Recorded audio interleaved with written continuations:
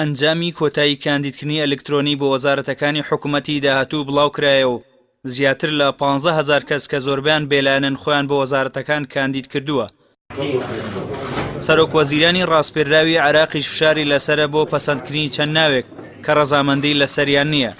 نووسینگەی عادل عەبدولمەهدی سەرۆکوەزیرانی ڕاستپێراوی عێراق ئەنجامی کۆتایی خۆ کاندیدکردنی ئەلکترۆنی بۆ وەزارەتەکانی حکوومەتی داهاتوو بڵاو کردەوە و ڕایگەیاند 15,184 کەس خۆیان کاندید کردووە. نووسینگەی عەبدولمەهدی لە ڕاگەیاندراوێکدا ئاشکرای کردووە ئەو 15,000 کەسە لە هەموو پارێزگاکانی عێراقی تێدایە و کاندیدی هەموو وەزارەتەکانی حکوومەتی لەخۆ گرتووە.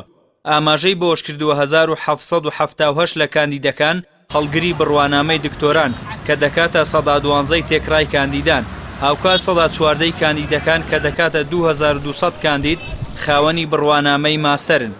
نووسینگەی عەبدولمەهدی ئاشکراشی کردووە کە 115 کاندیدەکان ئافرەتن، لە کاتێکدا 196 کاندیدەکان سربەخۆن و لایەنداریان بۆ هیچ حیزب و لایەنێکی سیاسی نییە. بەپێی ڕاگەاندراوەکە تا ئێستا 601 لە کاندیدەکان لەلایەن لیژنەیەکی پسپۆڕەوە جیاکراونەتەوە و ڕێژەکەش جارێکی تر لەسەر بنەمای تەمەن و پسپۆڕی و چەند پێوەرێکی دیکە کەم دەکرێتەوە.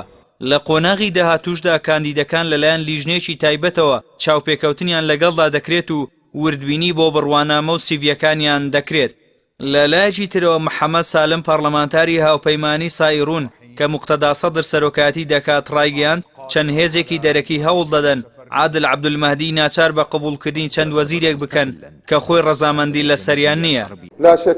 پێشتریش ئەیمەن شەمەری پەرلەمانتەر لە هاوپەیمانی سایڕون ئاشکرای کردهبوو کە چەند لایەنێکی سیاسی هەڕەشەی وەرگرتنەوەی متمانەیان لە عەبدولمەهدی کردووە. لە ئەگەری قبوڵ نەکردنی چەند ناوێکی دیاریکراو بۆ وەزارەتە گرنگەکانی حکوومەت دەڵێت تا ئێستا ناوبرا و سەرجەمە و شارانەی ڕەت کردوتەوە.